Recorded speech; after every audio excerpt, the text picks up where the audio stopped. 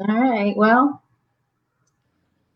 welcome to WV Ed Talks. Tonight is going to be one of my favorite sessions because I have two really good friends and human beings. And we're here to talk about IEPs. What is an IEP? Well, I'm going to have them explain it to you. And then what is a 504 plan? And we're going to talk about, maybe what's going on in their lives right now as parents, and how maybe you can get some support if you're having issues, challenges, or even like talking about how to document some positive things that are going on during this time. So I want to introduce Julie Dial over there. Julie, just give them a little bit about yourself. I know you're a mom. Oh. Yeah, I'm a mom of two boys. I have a 14-year-old who's a freshman, and I have a 12-year-old who just turned 12. I get reminded of that a lot. That he has a 504 plan. My oldest one has an IEP, so I've been through both plans and both evaluation processes. I just got hired on at Marshall as their coordinator of disability services. So I'm learning the ropes there. I am a member of the Developmental Disabilities Council. I am on the Marshall Autism Training Center Advisory Board. I am on the State Autism Society Advisory Board, and I am the vice president of the Autism Society of River Cities chapter. So I wear a lot of hats.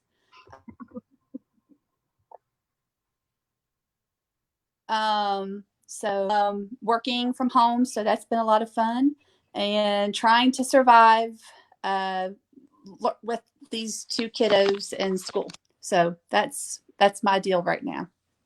During some pretty trying times for all of us. Yes. Sherill Hoffman, parent extraordinaire from Mason County. Tell us about you. Well, I am Sherill, and I live in Mason County. I have a 7-year-old that is in first grade, and she has an IEP as well. She has cerebral palsy, so she needs a lot of help, accessing the school, just the school building in general. And then she also has services that help her within the classroom with her IEP. We are at home, and I stay at home. And I'm a member of, as Julie is, of the Developmental Disabilities Council for West Virginia. I'm also a member of the ICC for Birth to 3, and within our school, I am a part of we call it PTI, Parent Teacher Involvement. I am the president of that, and right now the treasurer, as well as a part of our LSIC. LSIC, that's one of my favorite words or acronyms. So what is an LSIC? Local School Improvement Council. Yay! Big stuff. Yeah, you'll hear more about that in another session. But we want to focus on IEPs today. Julie actually comes to our LSIC meetings at Cabell Midland, right, Julie? I do. I'm really involved. So let's get this out of the way. COVID-19, lots of changes in education and how our children are educated lately. A lot of digital education. I kind of feel like parents and teachers are kind of on that level playing field as far as like trying to learn something new on how to help our kids. And a lot of focus is on that digital learning. So, and we'll get into that, how that relates to, children and students with IEPs and 504 plans. But so first of all, I just want to talk about like what is an IEP. So Julie, could you just give us kind of like a definition of IEP and what it stands for? First of all, it's another one of those acronyms I call alphabet soup that we all love. When you're in this game, you'll learn very quickly that there's a bunch of you're playing the alphabet soup game. And so an IEP is short for an individualized education plan. And it's tailor-made for your child to receive services and supports in the school system to help your child receive a free and appropriate public education. That's the really short definition, what I can cook it down to. Right. And so some children that might have an IEP might be children with special needs in that spectrum, or it even could be like a child in the gifted program. Right. Totally two different programs as far as like when you're talking classroom settings and who would be teaching it and there with your child. But tonight we're going to focus more on the children that are special needs children and have disabilities and things like that, or able challenged, I like to say. So what is the difference between an IEP and a 504 plan? Because I know a lot of parents, when they learn about possibilities and hear those terms, sometimes they think it's the same thing. Sorry. So there's really big differences between an IEP and 504 plan. And Sherill, please chime in if I've missed anything. So an IEP, in West Virginia, there are 14 what they call exceptionalities. And for parents that are getting an evaluation, or they were in the middle of the evaluation, the best thing I can tell you to do is grab yourself a copy of this right here. It's I'll do a better job. It's called Policy 2419, and this is the book this is the policy for the regulations of the education of students with exceptionalities, and this is the policy that everybody has to follow. And in this policy, it discusses the eligibility process, which discusses the 14 exceptionalities that each child, that if they are being evaluated, there's an eligibility criteria that parents, that a child has to meet in order to be eligible for an IEP. So it talks about, it's alphabetical, so it starts with autism, and it talks about the eligibility criteria that a child has to meet in order to qualify for an autism exceptionality. And it talks about that a child has to meet the 3-pronged test of eligibility. So it's really important for parents to look at this, to read it, reread it, and read it, so that they really understand what a child has to meet in order to qualify for an IEP. And that goes all the way, there's different exceptionalities that a child could qualify for if they meet the eligibility criteria process. But then there's also a 504 plan. There is a 504 plan is, it's basically the child is getting, it's a disability that is a wide, it's a very broad in scope. And basically a child has to have a disability that affects a major life activity. So for instance, for my son, he has a speech disfluency issue. So that means that he stutters, and that the stuttering impacts him by talking, and talking is one of the criteria for a major life activity. So he qualifies for a 504 plan because his stuttering impacts him under talking. So, but he will only be, let me make sure I say this right.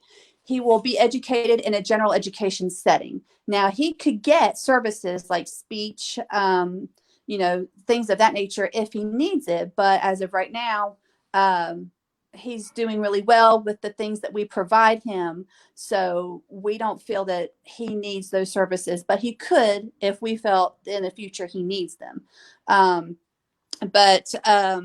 So a 504 plan just gives the child, it levels the playing field and gives the child access to the learning curriculum.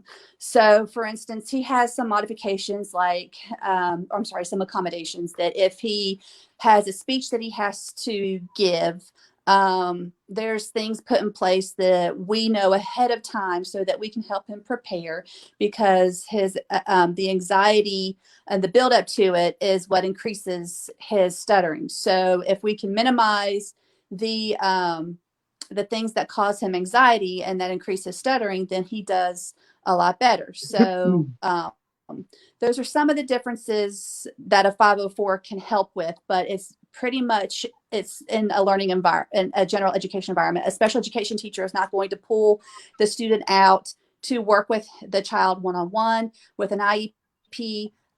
Yes, that can happen. The child will get pulled out and get specialized educational services, but with a 504 plan, that child is not getting specialized education.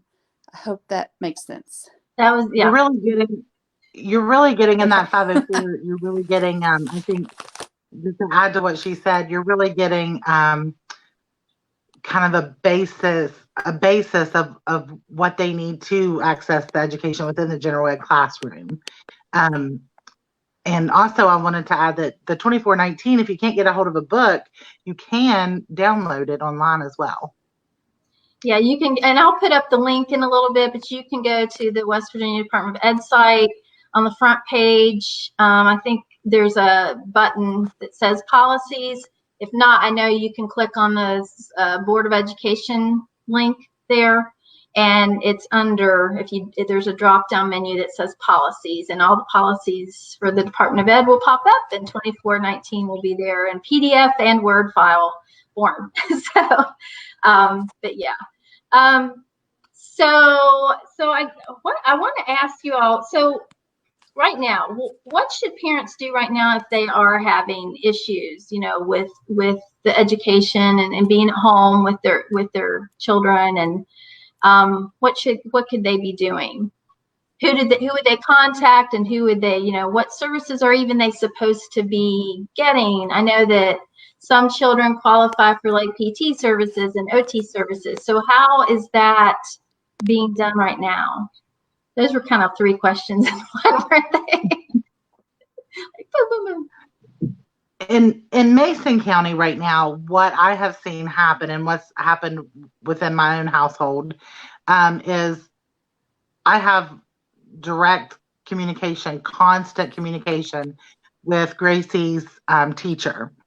I also received a phone call from her coordinator, which, you know, students that have more of that one-on-one with the special educator are probably going to have more communication with them than with a general ed teacher possibly. But we have a lot of communication with our teacher, and then I was contacted by her service coordinator just to see how things were going, if we needed any services or if we needed any help with anything, access anything or any questions.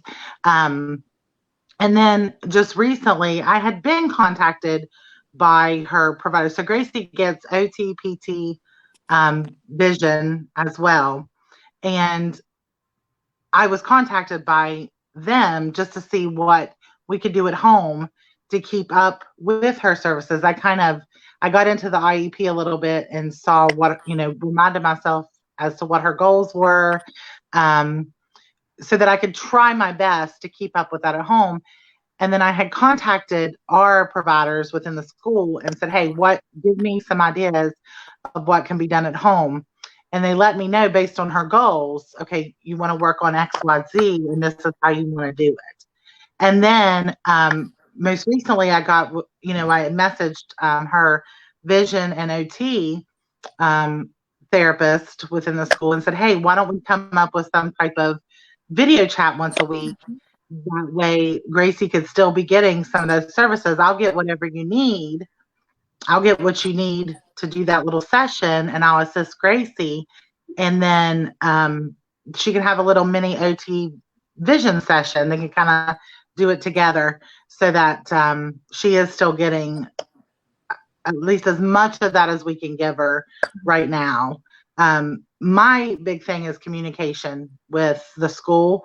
If for some reason, because I am sure there are parents out there that are trying really hard to communicate. I haven't heard too much of it, but that are trying really hard to communicate with their teachers, with their providers, but aren't hearing much back. If you're not, then even if you're not hearing from your service coordinator, you probably need to give that principal a call and start there. I would. And say, hey, can you kind of get onto them a little bit to start to work with me? I'm not hearing much. I'm kind of doing this on my own. And then go on from there. Maybe, write an email or write a letter and request in writing what you would expect to see or what you expect to see at this time. Does that answer your question? No, that was beautiful. And I was going to bring that up because my takeaways from this are communication, number one, is super important, especially right now, but all the time, and working with the teachers and everyone else on that team, because it really does take a team, I'm sure. And then also just, and I guess the worry is like right now is like the word regression comes up a lot, and worry that a child's going to regress because they're not getting those services. And so, I'm sure it puts a lot of stress on you all as parents as you're thinking through. And I know, like Julie and Sherill, I think we both talked about it, as well as I've heard from other parents. Like when even a couple weeks ago, it felt like there was so much pressure, like too much work in some aspects, depending on what type of work your child was doing at home.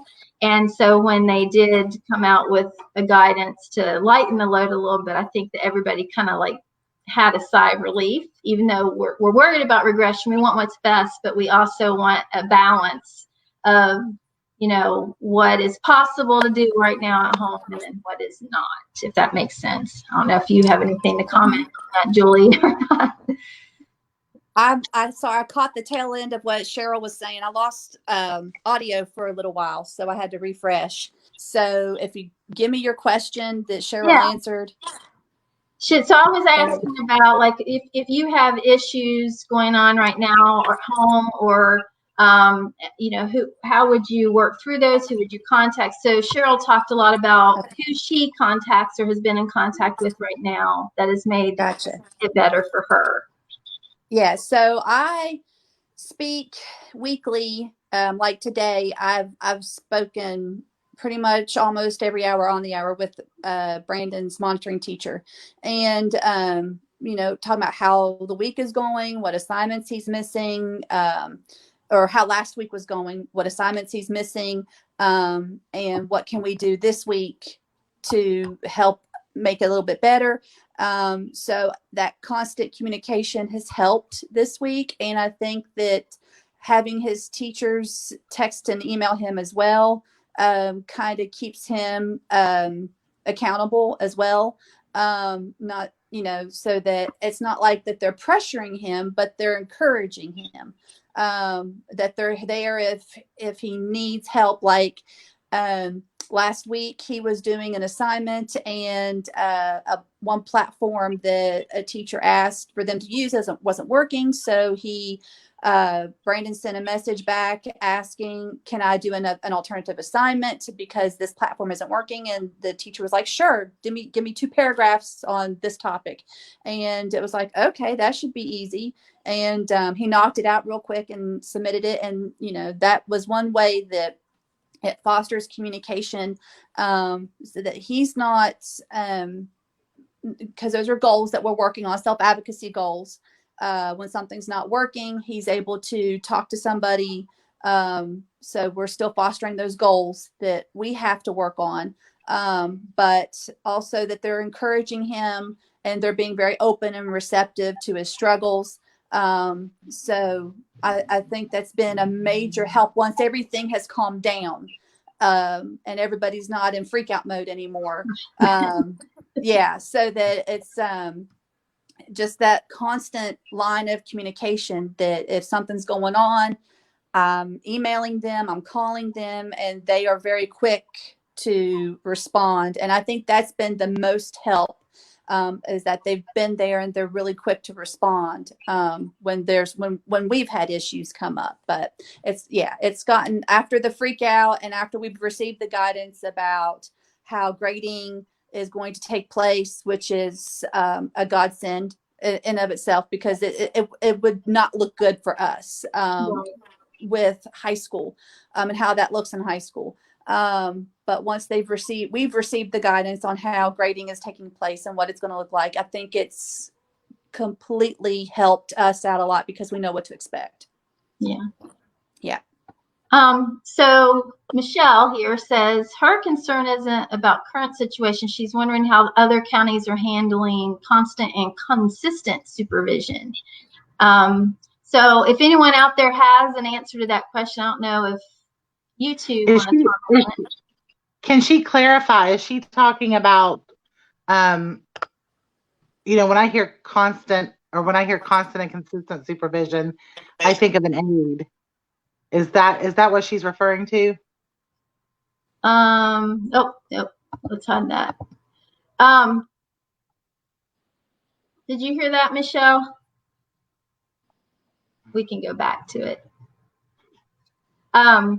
So talking about now, how should parents be maybe documenting things that are going, right, or maybe some things that have need tweaks, like even just talking about how we went from like all that workload to less, and what a relief it was. So, I mean, my thoughts are that all of this that's going on now should be used for the future, and heaven forbid anything else happen, but just to kind of create a crisis plan for the future, for one, but also just for your individual child. Like, what do you say to parents that are wanting to, like, make notes and document it? Where can they document it? How should they be documenting it, and that sort of thing? Because I'm always big on any parent I talk to, there's a problem or even something good, always write it down. Exactly. I think if you've heard me speak before, I'll always say, in the glorious words of Pete Wright, if it's not wrote down, it wasn't said and it didn't happen. You live by that mantra in this world. So the best way, there's a few different ways to do it. There's no wrong way. And the only wrong way is if you don't have it written down. You can get you, a notebook. I've got one around here, this one. You can get you a little spiral notebook like this at the dollar store and write down, like keep the journal, like you write down the date and it's like Dear Diary or something. Little Jimmy had a great day. This is what we got done. This is the time we started. This is the time we finished. This is what we worked on. Basically, it's the who, what, when, where, and why. If you can keep the W's in mind and document all of that, if there were distractions today, if today was a difficult day, like I only got 2 hours out of my kiddo, that's all I could get out of him for doing work today. This is what he submitted, so that you can keep track of it. You can make sure. That's one way. But if you're a little bit more OCD and you need to actually see it, then a great website called understood.org has a really great template that you can download and make copies of as you need it. And it'll have the who, what, when, where, why, and you just got to fill in the blanks. Then there's a great website called adayinourshoes.com. She's a blogger. She's fantastic. I sing her praises every day. If you follow me on Facebook, I will have many, many, many things of hers posted. So she has great templates as well. You can get online and download what she's got, and just fill in the blanks that way. But it can get as fancy and as tech savvy as you want, or it can be as just old school and bare bones as you want, like a notebook. Just making sure that you fill in the important information. That is the most important, so that it's documented. And then also share the successes as well. If it was a great week and there were some things that really got done, share that, because like you said, that's all important documentation. So that when you guys when school reconvenes, and if you could decide to call an IEP meeting, you can share all of that wonderful documentation. If you want to have an evaluation done to see what needs worked on, that's really good information to share with the person that's going to do the evaluation, so they know what to look at. And so, like I said, there's, and you can also document it and put it in your parent concerns, parent input section in your IEP. So those are really good ways to make sure that you're keeping really good documentation for the future. Awesome. And I wonder, so, and by keeping that journal, do kind of sometimes patterns emerge, or like some things that you can take from that can help your child in the future and things like that? Right. Yeah. You hopefully you'll start seeing patterns, like, is your child an early riser? Are you guys at it? I mean, some kids are doing extremely well with distance learning and virtual learning. And there's some kids like my kiddo that are struggling with it because as many distractions as we try to minimize, there's always at home, there's always distractions. No matter how good of a job that you try to do, there's always some kind of distraction going on. So, as you document those things, you can kind of see the trend, and then you can maybe, when you're looking at it, a parent can go, "Oh, I see the trend," and that's something that you can correct. So that if we have to, God forbid, if we have to do the distance learning again in the fall and winter when the flu season starts and stuff like that, you can go back on that information and look, and you'll be able to try to correct whatever distraction or whatever issue that you saw beforehand. Excellent. Yeah. Did you have anything to add to that, Sherill?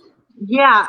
Right now is a prime time to be collecting data on your kid, because when we go into our next IEP meeting, we're going to have all this information, and we're going to be able to really, it can be a positive thing, because we're going to have all this information. I have a friend right now who, her son has autism, and she has been doing she's been working with the ABA therapist and doing daily videos, and she is tracking all of his progress. And so then she'll be able to take that information to an IEP meeting and really, work with them and use that as a tool to help within the classroom, and to hopefully see progress in there, so you can kind of transition that over. What I am doing at home is, in regards to progress and watching for regression, is, I tried to keep everything at first I was incredibly overwhelmed. I was getting all kinds of websites to go to and things to do with her. And finally, I've said this before, Jenny, you've heard me say it, is, I kind of stepped back and I said, okay, wait a minute. I'm not the teacher. She still has a teacher, and I'm going to wait on that teacher to let me know what to do. And so now, when I receive that weekly email that she sends us with a pretty little schedule, and fortunately, she had contacted me at the beginning and said, let's go over these accommodations to make sure you're getting what you need at home. And, Gracie, one of her accommodations is shortened assignments.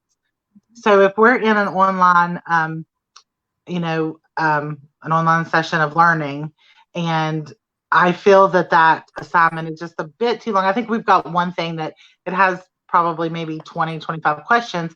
If I can get Gracie through 10 of those questions and she does well, then we stop. And we're using Connect Ed.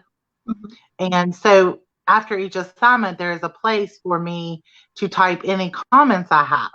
So I then send her teacher how she did, if she had trouble with anything, if I thought it was a little bit too long. There's so much you can put in there, and then kind of jot it down for yourself, so that you have that as a guide, to be able to keep up with that work and keep up with the documentation of what's happening. if that makes sense. Yeah, absolutely. Well, and I'm wondering, because we use Schoology in Cabell County, and I think Kanawha County uses it too. So I'm wondering, for me, I don't, I'm not on Schoology all the time, although I did one of these sessions with some expert parents and teachers the other day. So now I'm like really into it. Just because my daughter shows me everything and I don't, and I check for messages, but that's about it. But I wonder if, like, Julie, because you have high school student too, do you use Schoology to make notes, or do you just use your notebook and things like that? A little bit of both.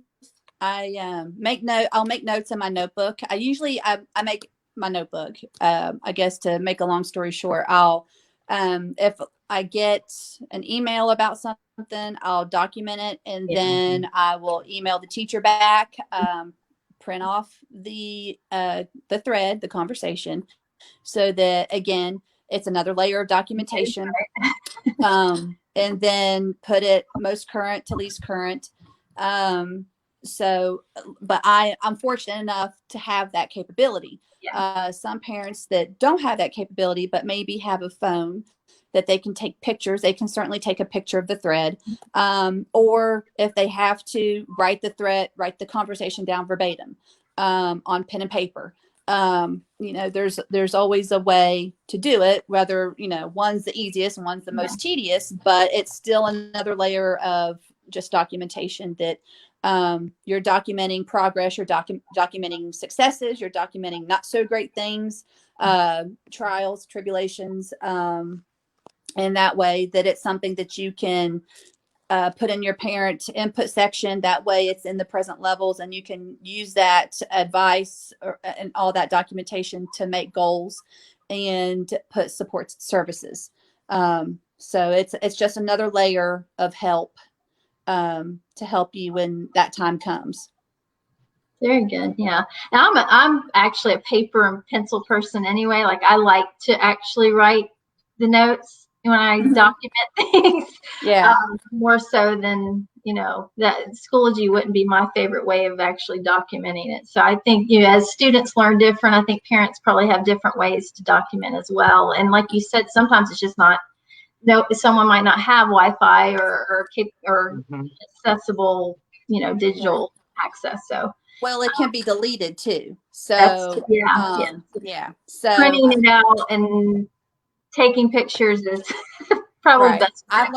I've just recently learned how to screenshot on my computer. So I do a lot of screenshots, and then I'm getting over to being having less of a carbon footprint. So I'm trying to do everything digitally. So I am using this time to get more organized and making files and files and files, and screenshotting everything, putting it in those files, and getting an external hard drive to put in all that so it never goes away. So there's always a way that I can find stuff if I need to. It sounds like a whole workshop. I'm sure you have one on it. It gets there. It will. Yeah. It can be. It can be as intricate as you want it to be, or as simple as you want it to be. It just depends on your level of comfort with it. All right. So we're going to switch gears, and we're going to talk about evaluations. So with IEPs come evaluations. Sometimes they're scary and daunting and frustrating, right? So right now, what should parents do if their child was in the middle of evaluations, if an evaluation was agreed upon? I'm going to let Julie answer that one. Oh, thank you. I have an idea, but I want to make sure I don't want to. Well, I may not be right too. Okay. So in policy 2419, I'm going to tell you exactly what page to go to. So when you guys, if you want to pull out 2419, and if you have it, if not, you can download it. There's a PDF that you can download and put it on your computer or your phone. I've got it on my phone too. So on page 18 in policy 2419, you'll flip to it and it'll talk about the 80-day timeline. In West Virginia, we have an 80-day timeline for initial IEPs. This is if a child has never had an IEP before and they are being initially evaluated. So it talks about 5 instances where the 80-day timeline doesn't apply. And on number 3, it discusses districts are closed due to circumstances resulting in a state of emergency determined by the governor of West Virginia. The timeline will be extended directly proportional to the duration of the state of emergency. So that is an instance when the 80-day timeline doesn't apply. Now, there could be, it depends on what kind of an evaluation that is being done. So with an initial evaluation, there's going to have to be some observations that hopefully will be taking place. So, but if it's paper and pencil evaluation, for instance, if they're looking at an evaluation for math, and that certain type of evaluation can be done emailed, and a child can, fill it out and the parents send it back to the evaluator. It depends on the type of evaluation that can get done. But if it is an evaluation that has to be done face-to-face, then that is going to have to wait. For instance, in my instance, my kiddo isn't being reevaluated until his senior year. So more than likely, those types of evaluations that he needs done probably isn't going to be face-to-face, although they should. But if we are in, God forbid, an instance like this, 3 more years down the road, those types of evaluations that he will need probably don't need to be face-to-face. So they could probably email him or me the evaluations. I'll print them out, give it to him, and he will do them. I'll send them back, and then we'll have a meeting to discuss the results. Hopefully in a few days prior, I'll get the results, look them over, make sure that I can write down any questions that I have so I can be prepared to make the best use of everybody's time while I've got them. In a perfect world, that's my preference.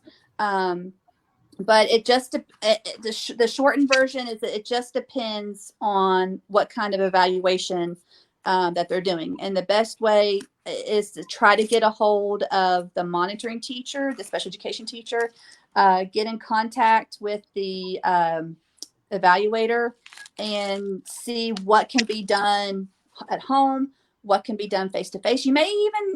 They may even get creative and do it by Zoom. If there's a Zoom process or, online process that a parent feels comfortable with and they feel like that it was a good representation of the child's strengths and weaknesses, they may feel that was an appropriate method, depending on the evaluator as well. It's just that we're getting creative right now. So long story short, so when you go to page 18 in 2419, look over the criteria. That's the best way that I can explain when the 80-day timeline doesn't apply for initial evaluations. Now, if a child does already have an IEP, that's a 60-day timeline. And I would think that the same rules still apply, that if there's if the governor called a state of emergency, then that timeline would be extended as well. Of course, it should be documented and put in the child's cumulative file, and making sure that parents are in the know that timeline, of course, is going to get extended. But if you read 2419 on page 18, it'll explain it as well as I can. But if you need help, just let me know and I'll explain it. And we'll put up the contact information after the session too. So. Okay, sounds good. And some resources that you might talk about later. So yes. Sherill, do you have anything to add? That was perfect. I have wondered about that because, a lot of people still expect this 1, 2, 3 approach to things when it comes to our evaluations right now, and we're just not going to be able to have that. So I think really, working with those who are involved in the evaluation, as Julie said, and seeing what can be done at home and just kind of taking a breath, because it can be stressful whenever you're waiting on an IEP, that especially that initial evaluation, and it gets held up by something. It's really stressful for parents when that happens, but just kind of take a deep breath and know that it can be picked back up, when the time is right and things are lifted. But yeah, there's a lot of evaluations that are done, as Julie said, on paper. I've done a couple myself, or that the teacher ends up putting a lot of input on, and that stuff can be mailed back and forth. So really, I don't see a reason why those shouldn't stop. I mean, I would stay on administration to make sure those are still getting done if those are the evaluations that people are in right now. Very good. That's really useful, and I'm sure that's helpful to some people that might be watching too. So should parents schedule evaluations when school starts back up to check in on how their child is doing academically? Well, I believe I'm sorry, Julie. No, you go right ahead. I'm kind of torn on that a little bit. I think that parents really need, we're really going to know, especially the parents or grandparents or aunts and uncles that are working with the kids at home. Hopefully we get a good idea, especially at the elementary school age. I can't talk for the high school or junior high yet, but we're going to kind of know if there's something there that we probably need to look at. And, say, for example, I noticed that, Gracie starts to have, attention issues, and maybe we want to have her tested or have her evaluated for ADHD. Then I'll probably look at that and say, yeah, it's time to do an evaluation for that. But I wouldn't rush back into a bunch of evaluations right off when you go back to school. I wouldn't. I don't know how Julie feels about that, but I would just kind of, if I see something coming, then I'm going to ask for it. But I don't know that it's necessary for everybody to go right in and ask for evaluations to see if there's been regression. I think you're going to see that. Well, those journals probably help, right? You're going to know. And yeah. I like to. I'm a wait and see kind of a person. I'm not. If I see something wrong, then I'm all into getting it an evaluation requested and let's go. But I think that it's important because you're going to have a huge transition period coming back when school starts. Everybody, there's going to be tons of evaluations happening anyway, because, if it was crazy before this at the beginning of school with all the evaluations that are going to start when school starts, it's going to be times that by 2 when we get back, because I think that's going to be mandated, that there's going to be tons of evaluations to see where kids have what they've lost, and if they've stayed in the middle, or if they're doing just fine and they're still excelling. So I think that it would be prudent, in my opinion. Now, some people differ in opinions, and that's totally fine.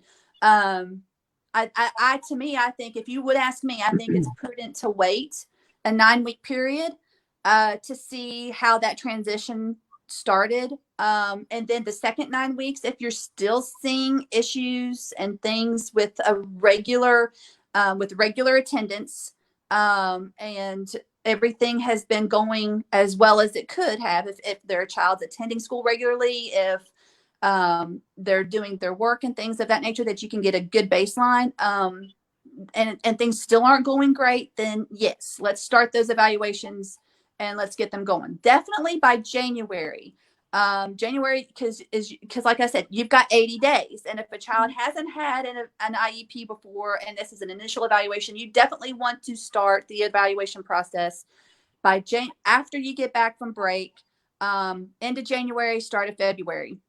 You're going to want to start asking for an evaluation. But if a child already has an existing IEP, I would say give it the second 9 weeks to see, definitely before the Christmas break, to make sure that you can get an evaluation going and seeing what the results are, and trying to get some, if there's some modifications, accommodations, and some goals put in there to try to help with whatever is going on. So I think that is where, in my opinion, where I would start. Yeah, I think what we need to remember is, especially for those parents that have kids that, are already within an IEP, is that, say you would, have a spring IEP meeting, your annual IEP meeting, and we've been off of school now for a couple months, or going on a couple months, and then we won't be back till September, and we start school, and things the first few months just aren't clicking, or you're not getting, trouble is brewing, I guess is what you could say. And you've got to remember, you can always call a meeting and say, okay, we need to look for accommodations that, we've regressed in this area, or something new has come up in another area, so that you can call that meeting even at the beginning of school, if you want to just touch base with everybody and, be on the same page as to where that child's starting. And then again, if you get into the school year and you're 2 and 3 months in, even before you hit, as Julie said, hit Christmas, you can call a meeting and say, are you all seeing this trouble as well, or seeing this issue as well? And then address it that way too. Yeah, and I would imagine starting back, I say that we need to allow each other grace right now, parents, teachers, and everybody. But I would imagine starting back, everybody's going to allow a grace period of, just, Give it time. I had read something before. I had read, teachers had posted, our teachers are probably just as stressed as parents. Not only are they parents and teachers, but they're, so they're kind of juggling different things. But one thing I had read is, teachers will meet those kids where they're at when they come back to school, or they should meet them where they're at. So, a lot of parents are worried, because I'm sitting here thinking, okay, in the last 2 months of school, the things that they're going to start looking at to be second grade ready or third grade ready, they're missing a lot of that. And so, right now, even though we want to keep their brains moving, you still can't help but think about that. Are they going to catch on to those concepts going back into the new school year? So, I mean, if we get into the school year and I see some struggles, then I will call a meeting and say, where are we at, and what do we need to do to get her progressing the right direction? Yeah. Excellent. Do you have anything else to add to that, Julie? I think Sherill said it pretty spot on. It's, like I said, great. Give yourself some grace. Give the teachers, especially, because this is a time that when we go back, it's going to be chaotic. It's everybody's going to be transitioning back to what the new normal is going to be. So it's important to, at least the first 9 weeks, give yourself some breathing room, give the teacher some breathing room, keep in contact with everybody, keep the conversation flowing, keep your documentation going, but just keep it in the back of your mind that, while you're keeping that documentation, everybody's still trying to get back into the routine. But then if you're still seeing struggles by, I would even say, midterms of the second 9 weeks, then start getting the ball rolling for putting in writing your requests for evaluations to get started. So I do have a question. So because I don't know that everyone knows this either. So if your child goes to a post-secondary school, will their IEP end? And explain what a secondary school, post-secondary school is as well. Who wants to take that? Sherill? Julie better take that one. I'm not for sure. So if your child is going to a university, like for instance Marshall, and um, and the child's in general ed. Long story short, no, they're not going to have an IEP in college. There are no IEPs in college. However, they still have to abide by Section 504 of the Rehab Act of 1973. So it's highly recommended that a child receives an evaluation at their senior year that lists, that's a pretty thorough evaluation. And then once a child enters college, then they should get in touch with the Disability Services office and bring the evaluation with them. It has to be at least 3 years current. It can't be any older than 3 years. So that's why we ask that you have the most current evaluation with you, and then bring it to your Office of Disability Services, and then you can get registered for some basic accommodations. You're not going to get services, but you can get some basic accommodations in the in college. Like you can, if you need a note taker, then there can be some note taking that if there's one available, then you can have a note taker. You can get augmentative services, talk to text, speech to text, things of those. If you need an interpreter, one can be provided for you, so that you can have access to the learning curriculum, as long as it doesn't violate a technical standard. If it violates a technical standard that the professor feels that whatever accommodation does violate, then we will be in contact as a team to figure out what we can do to help that child receive accommodations in that class. So no, your IEP does not follow you in college. So just be sure that you have a very recent evaluation before you do go to college. So that way you can get enrolled in the Office of Disability Services, and then there's no delay. If you don't have an evaluation that's current within 3 years, then there is you can either pay to have an evaluation done, which is thousands of dollars. For instance, I know that Marshall has a way that you can have an evaluation done that's a couple $100s. So they try to make it as reasonable and as affordable and as and thorough as it can possibly be, so that we can get that evaluation and get those services for you, accommodations for you, so that you aren't falling behind in your classes. Now, so every college has an Office of Disability Services. They call them different names, but it's basically, it's an Office of Disability Services. That's what it's called at Marshall. At WVU, it's called something different. If you want to go to OSU, it's called something different. If you go to West Virginia State College, it's something different.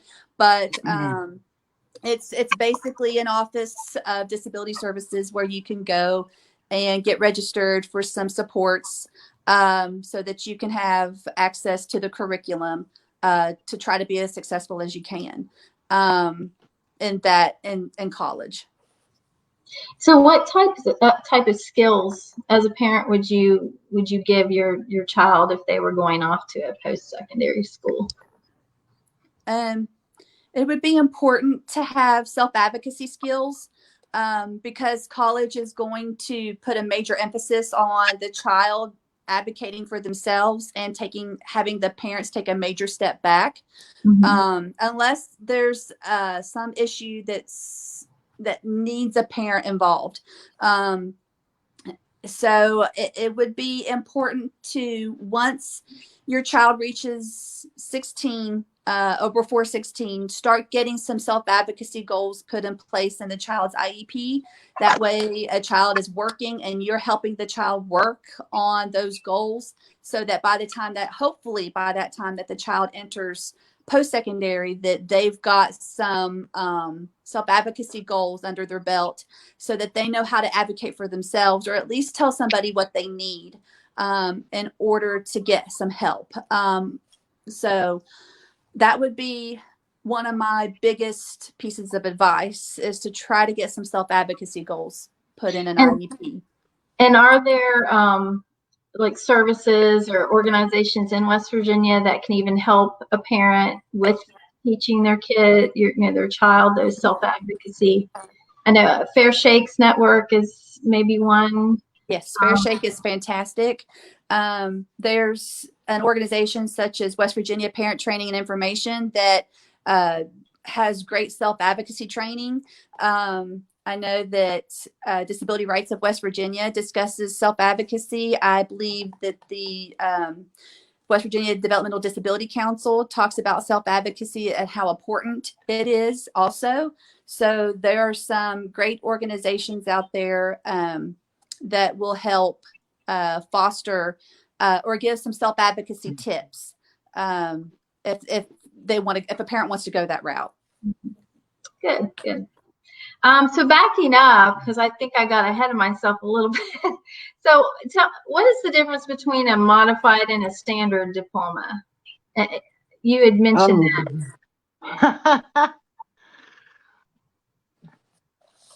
What's that, Sherill? I do not like that word, modified diploma. Okay, I'll try to keep this simple.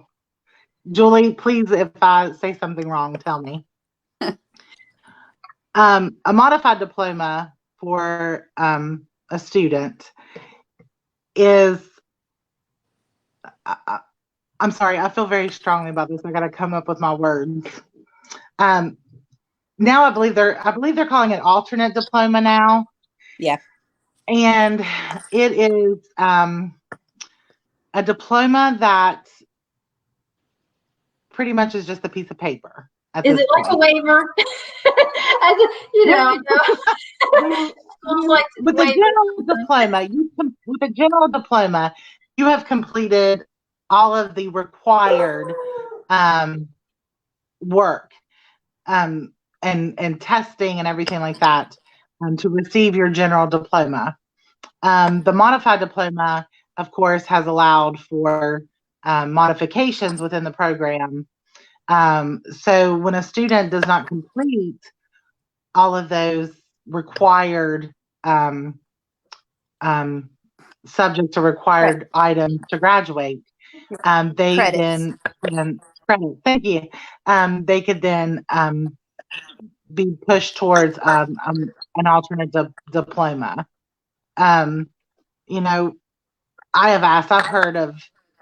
I've heard of schools as early as elementary school saying, okay, what track do you want to be on? Do you want to be on a modified diploma, alternate diploma, or a general diploma? And I think a few years ago, I said, don't even ask me that question until we hit junior high. And even then, I'll probably tell you we need to go for do the best we can to go for a full diploma. But the modified diplomas and alternate diplomas, they allowed for modifications within the curriculum. Yeah, I'll add to that. So it's basically, I agree with Sherill. A alternate diploma is a certificate of completion. Basically, a student is going to get this alternate diploma that they've went through the motions. I'll get heat for that. I'm sorry, but I'm calling a spade a spade. Most four-year universities don't accept alternate diplomas.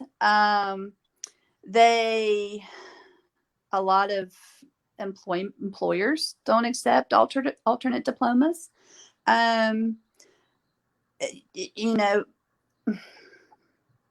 It's they can't join the military, Coast Guard, Marine Corps. They don't accept those. So there are some barriers with an alternate diploma as opposed to a standard diploma. A standard diploma, it gives you all the everything that you're afforded as a person that doesn't have an IEP. You will be able to go to a university.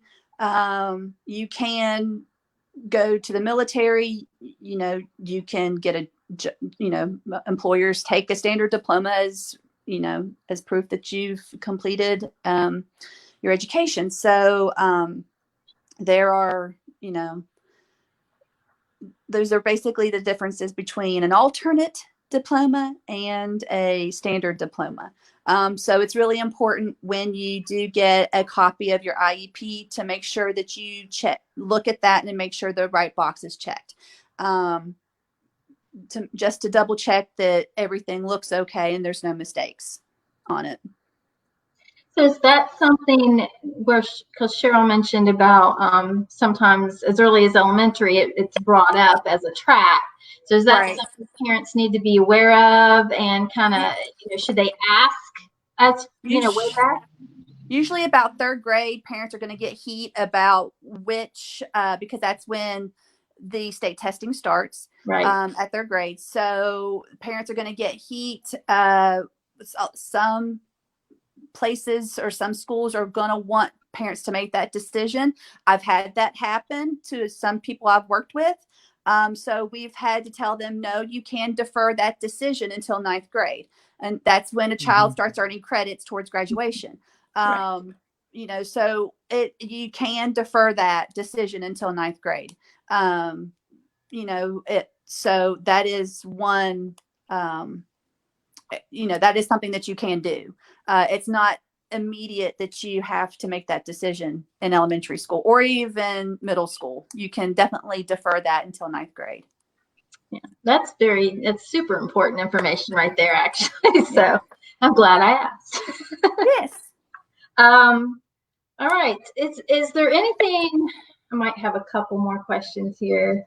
I did want to ask what you guys sort of talked about it in conversation, but about receiving services via video chat. Like sometimes it's a good thing. It just really just depends on the type of IEP and the type of service or whatever education is best for your child, right? So there's not really a right or wrong to the video chats. I think it depends. I think it depends on the student too. Mm-hmm. A lot of the kids, a lot of kids just would not do well with video conferencing or video chat. They might surprise you. You Right. could always try it. We are going to try it. I don't know how well it'll go, but we're definitely going to try it. And then there's also that option of communicating with your PTs, OTs, visions, speech to say, what would you be doing? Almost like they give you a little lesson plan to, say, what would you be doing? And, I've learned that therapists are very good at articulating what they want done and how they want to do it. So I think that if a parent or whoever is working with that student would get in contact with those providers and say, the video chat, may not work for us. Can you give me something to do and something to work on? And if you need to work with them to get certain items or, because a lot of times objects come into play, then try to work with them to get something that you can use at home to do those. Essentially, it's almost like parents have become substitute PTs, OTs, teachers, everything right now.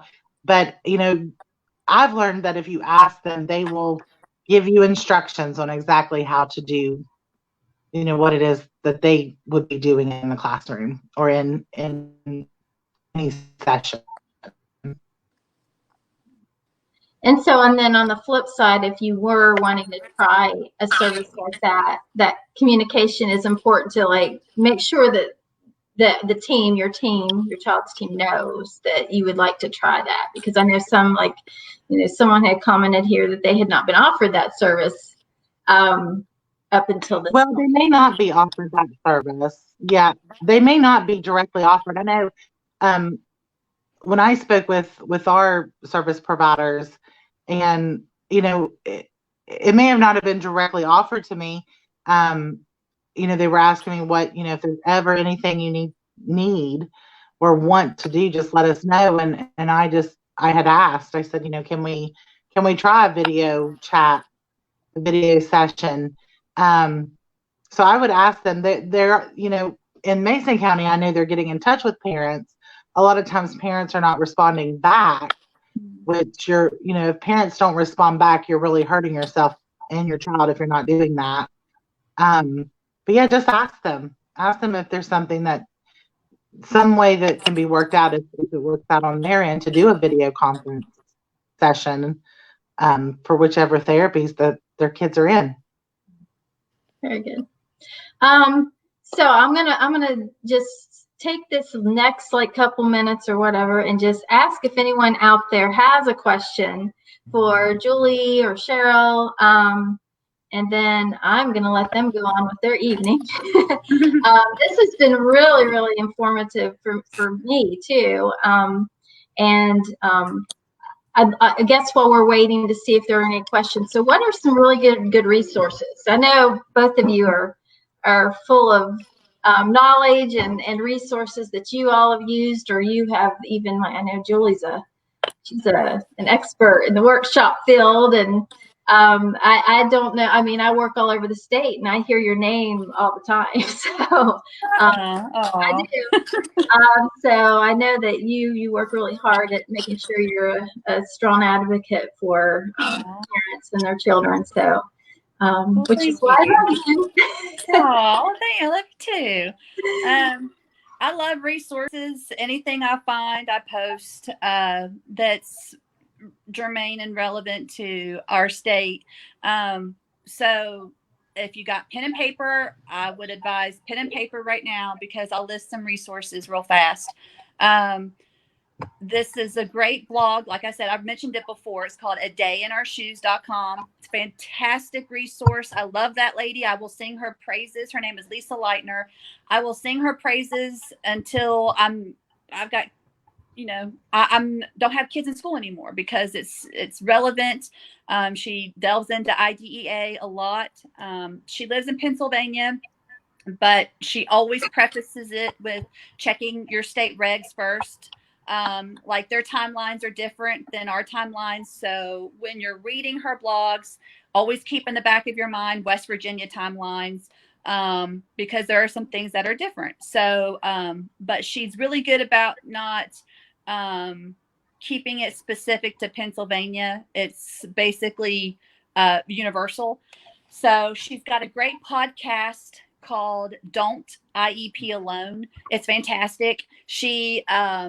They're very short in length, so that if you're in the car and you're driving somewhere, you're going to work, or you're on your way to an IEP meeting, you can pop in a podcast real quick and get a refresher before you go start your day or go into your IEP meeting. I listen to them all the time. They're fantastic. I tell everybody to listen to them. Then, of course, I would be remiss if I didn't mention Rights Law. Pete and Pam Wright are fantastic. Pete's been in this game a long time. So their website is called rightslaw.com. And on my Facebook page, I just saw that he's posting, he's selling his bundle of resources for like 25% off. So those are really, it's really a good tool to have. And then there's a great website called understood.org. It's very parent friendly. They've got great templates and great videos that will help parents understand the process a little bit better. And then some resources that are very local to us. Like I said, West Virginia Parent Training Information is very helpful. Their resources are free. I worked at PTI, so I can speak to how useful that they are. They give free trainings. Right now they're doing webinars, so they're fantastic. I love webinars. I did webinars all the time, so I can speak to the usefulness of them.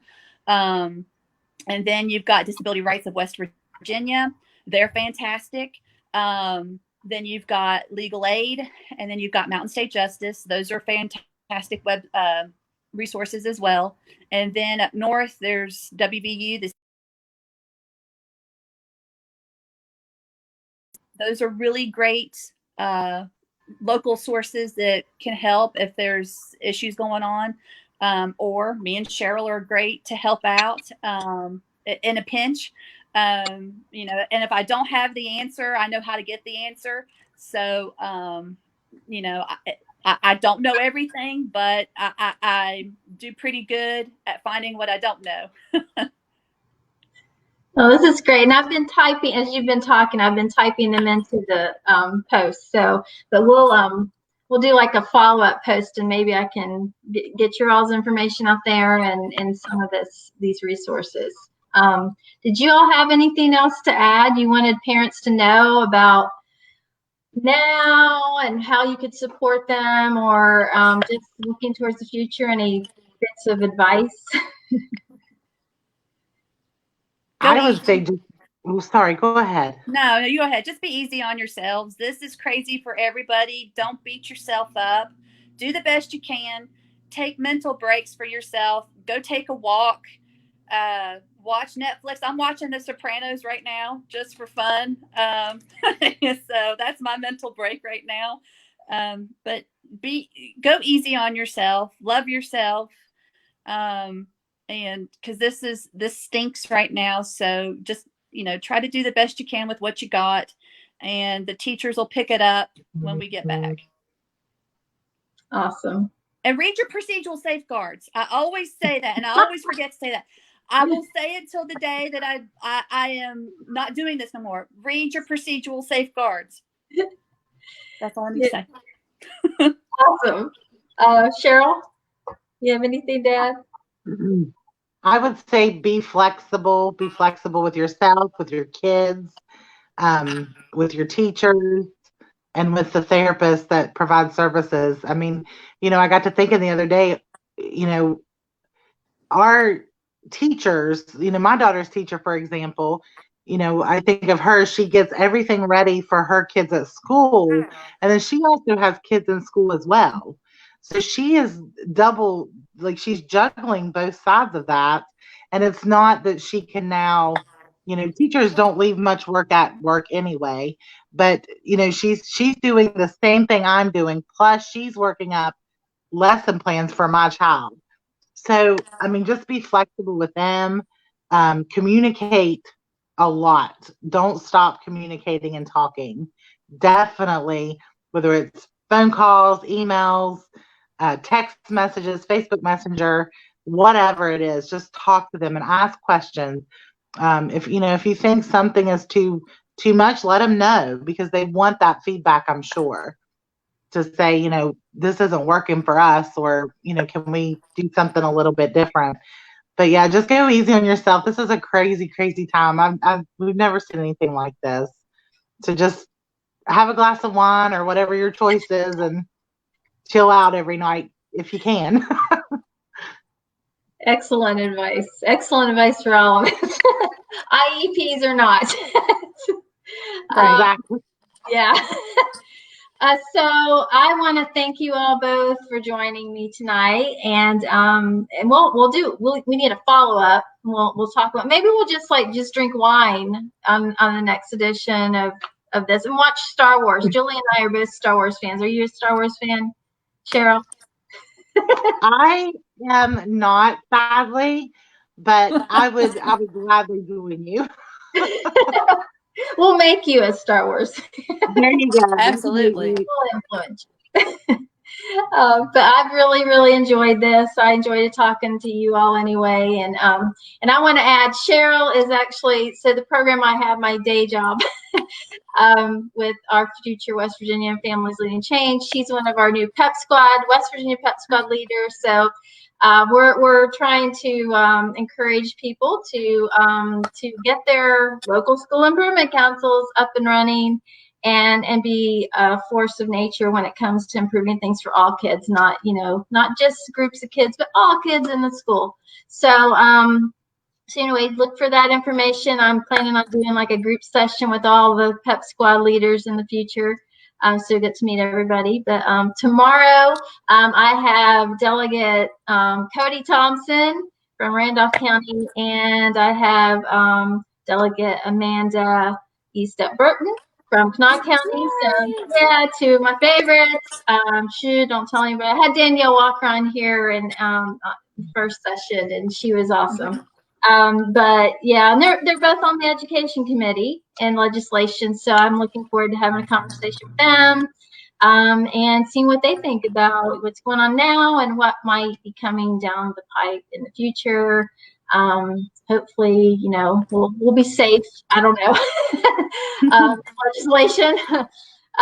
So, well, thank you, and I will talk to you ladies later. Absolutely. And have a great evening, everybody out there. Thank you. Thanks, guys. Appreciate it.